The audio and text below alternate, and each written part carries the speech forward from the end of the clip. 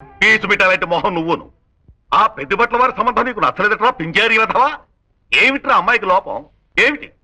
నిన్నే నేను విజిలేసినా కోతయ్యకుండా నిలబడ్డామంటే షట్లో దోషం సిగ్గులేని వేస్తావా? అబ్బా మీరు కూడా ఏమిటండి అరుపులు డీజిల్ ఇంజన్ లాగా? వద్దు. కాపురం చేయాల్సిన వాడే కాదంటున్నప్పుడు మనం ఒత్తిడి తెచ్చి ఏమిటి ప్రయోజనం? బొగ్గు లేని ఇంజన్లాగా ఆలోచిస్తాడేమిటి వెధవా?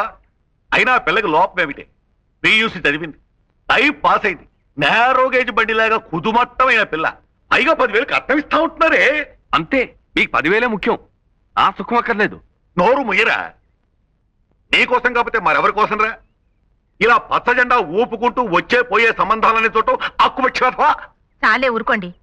పెళ్లి కావలసిన పిల్లాడు పట్టుకుని వెధవా వెధవా అంటూ పాడు చెప్ప మీరును. వాడికి ఆ శర్మగారు అమ్మాయి సావిత్రి మీద ఉంది. ఆ అమ్మాయిని చేసుకుంటానంటున్నాడు. అది సంగతి. అప్పుడే అనుకున్నా వీడిని బ్రాడ్ గేజ్ మీద నడిపిద్దాం అనుకుంటే ఎందుకు వీడు మీటర్ గేజ్ మీదకి వెళ్తున్నాడా అని.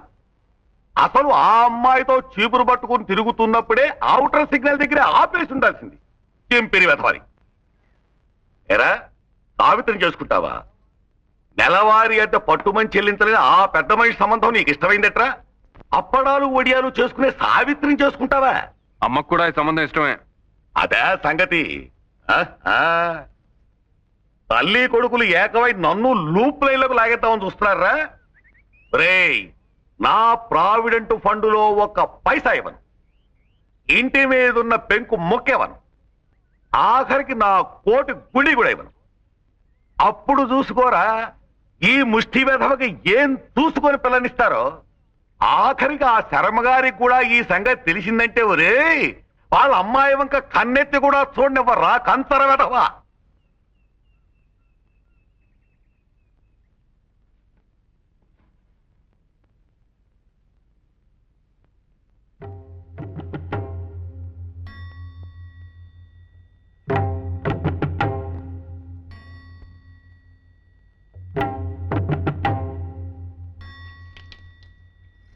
సావిత్రి, ఓసారి ఇలా రండి. రండి.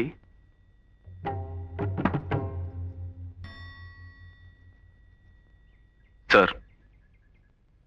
ఏమిటయ్యా ఇది? ఇంత పెద్ద నమస్కారం చేస్తున్నావు? చెప్తానండి.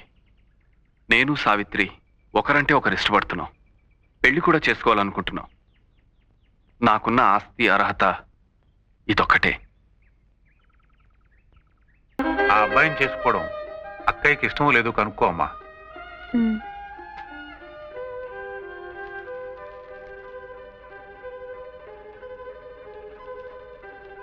నాన్న చెప్పింది విన్నావుగా? అతనికి ఉన్న ఆస్తల్లా సంగీతం ఒక్కటే. మరి నీకు ఇష్టం లేకపోతే ఇప్పుడే చెప్పేయి. నాకున్న ఆభరణం కూడా ఒక్క సంగీతమే.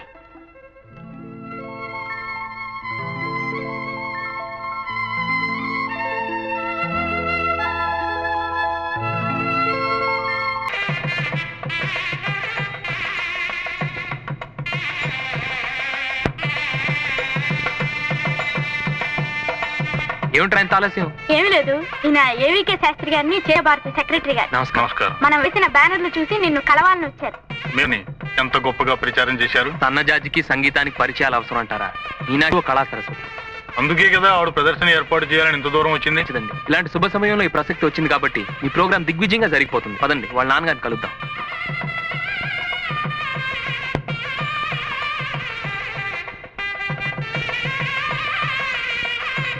ఏమండి మీకు తెలుసా, మీ డాన్స్ ప్రోగ్రామ్ బ్రహ్మాండంగా ఏర్పాటు చేస్తున్నారు. నా డాన్స్ ప్రోగ్రామా? ఎవరు? ఇంకెవరు? ఎక్కడ ఆయన? ఏమండి, మీ నాన్నగారు రమ్మంటున్నారు.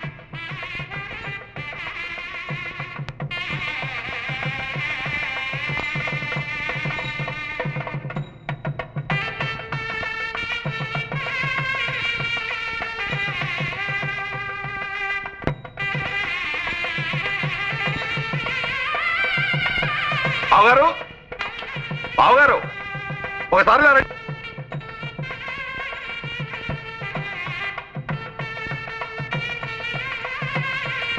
బావగారు, మీనాక్షి నృత్య ప్రదర్శన ఏర్పాటై. ఏమ్మా, చాలా సంతోషం. బావగారు, ముహూర్తం అయ్యే వరకు భోజనానికి అందరం ఆగుదామా లేక పిల్ల జల్లాన్ని కానిచ్చేయమంటారా? అలాగే కానిచ్చేయండి. చాలా అదృష్టం అమ్మా. అమ్మా, మీనాక్షి నృత్య ప్రదర్శన ఏర్పాటైంది. తర్వాత చెప్పొచ్చు కదా నాన్న. అవునా? ఆ సంగతి తర్వాత చూడొచ్చు, ముందు కానీ.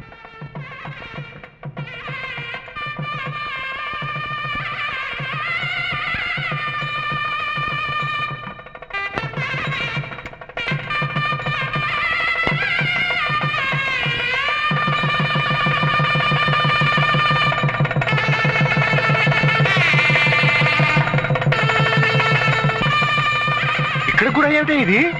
వధూవరులకి ఆర్తిద్దామనండి, ఉండండి. కళకళలాడేవాడిని మర్చిపారిపోతానే. అబ్బా ఇప్పుడు వైరప్ప. ఇదిగో బాబు, ఆ మైక్ ఇలా తీసుకురా, ఇక్కడ పెట్టు. అయ్యో మైకి సంగతి అది మేము చూసుకుంటామండి, అది మాకు అలవాటే. కానీ మీరే చూడండి. వస్తారులేండి, మీరు కంగారు పడకండి. అబ్బా రారని కాదండి, టైం దాటిపోయిన తర్వాత వస్తే మా సభ్యులు మా టొపేరా లేపేస్తారు. అదే నా కంగారు. ఏంటి అబ్బాయిని తీసుకురాలేదు? ఇవాళ విరోచనాలకు మందేశం, కొంచెం గొడవ అవుతుందని. ఇది కొంచెం పట్టుకోండి. ఇక్కడ కూడా తెచ్చావెందుకు ఇవి? హారతిద్దామని. వైరప్ప అమ్మాయి మొట్టమొదటిసారిగా నాట్యం చేస్తుంది కదండి, అందుకని. బాగుండదే. కళాక్షేత్ర ప్రిన్సిపల్ గారు, అమ్మాయి నాట్యం చేస్తున్నసరికి మీ సంతోషానికి పట్టపగ్గాలు. బావగారు మొహంలో ఒకేసారి మెయిల్ కి ఎక్స్ప్రెస్ కి సిగ్నల్స్ ఇచ్చేట్టుగా ఉంది.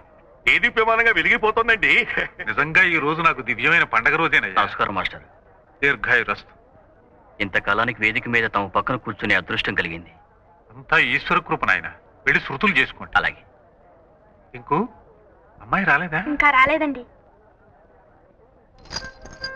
మీ గజ్జలు ఎందుకండి బాబు? అసలు గజ్జలు కట్టుకుని ఆడవలసిన వాళ్ళు ఇంకా రానేలేదు. వచ్చేస్తారండి. అంతా వచ్చేస్తారు అనేవారే. నాకు అసలే కంగారుగా ఉంది. అమ్మాయి ఇంకా రాలేదే. అలంకరణ పూర్తయిందో లేదు. చేస్తారులేండి, మీరు కూర్చోండి. ఇట్రండి. మీరు ఇలా తర్కించుకుంటూ తాపీగా కూర్చుంటే ఎలాగండి? చూశారుగా మా సభ్యులందరూ వచ్చేశారు. మీరైనా వెళ్ళగా త్వరగా తీసుకురండి. అలాగేలేండి.